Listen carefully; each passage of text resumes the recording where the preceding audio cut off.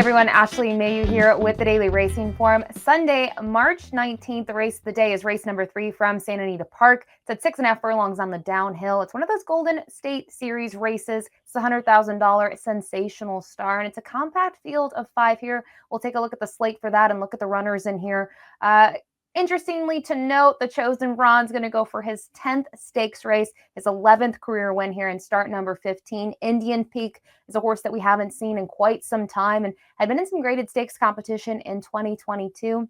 The Jack Six Pack is a horse that's going to get the test for class in this race, but is intriguing. So it is a compact field. The Chosen Brawn probably going to take all the respect, but some other horses to maybe watch as they're maybe up and coming runners, especially out in California. We'll look at the field here though, starting with Jack Six Pack on the rail. This one out of the Phil D'Amato barn.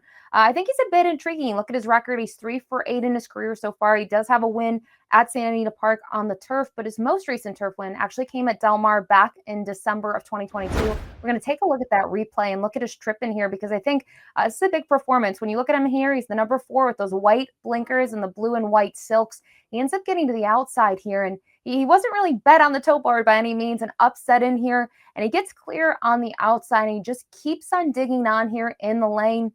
Looked like he had his work cut out for him, but I like the way he moves here. He ends up getting the job done by just over a length, and here is much the best. As I mentioned, he would come back to win next out. So he's going to get back on the turf for the first time in 2023, but he is going to take up that little bit of step up in class. A couple other runners in here have been in the stakes competition before, and he hasn't. So it'll be interesting to see how he performs against some more seasoned runners in this group. The number 2, Kings River Knight.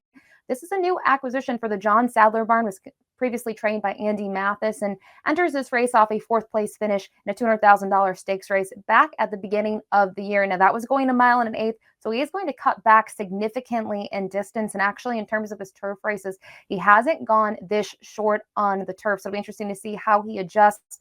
Looking at some of his races, his kind of run style has been a bit different. Going long last time, that was the furthest he had gone at 1 mile and an eighth. He was forwardly placed. He's tried to come from off of it. So it'll be interesting to see what the new connections have in mind for him in terms of a trip in here. Interesting to see what he'll go off at in this race. Now, the name that I mentioned already, the number 3, the Chosen Brawn. What a resume. 10 for 14 in his career. I mentioned 9 of those have been stakes races. And just look at the page. It doesn't matter what's been thrown at him in terms of turf races, dirt races, distances. He's kind of done it all. He's a very handy horse. Most recently had a career best Beyer speed figure of 103, and he won by over 6 lengths. Now that was going 1 mile on the dirt at Santa Anita. And the replay I wanted to show is actually a while back. We're going to go back to October of 2022 when he last raced on the turf going 6.5. You can see him here with the white blaze kind of down his face and the white cap here. And just looking at the trip that he's able to carve up, he only had a couple horses beaten early on. He ends up getting some room in here and is able to kick on in here. And again, is much the best. There are some other horses trying to make that move late, but to me, he looked very comfortable in this race. It has been a while, though, as I mentioned, that he's been on the grass, but he's simply hard to knock on his resume. I think he's going to be an extremely short price, though, in the Sensational Star. To his outsides, the number 4, Indian Peak out of the Peter Miller barn. I wanted to show the most recent race. Now, this is a horse that's been sidelined for quite some time, which is an interesting angle for the barn. They're 15% off the long layoff. He's the number 9 here. You can see that big white face. He's actually on the outside, in my opinion.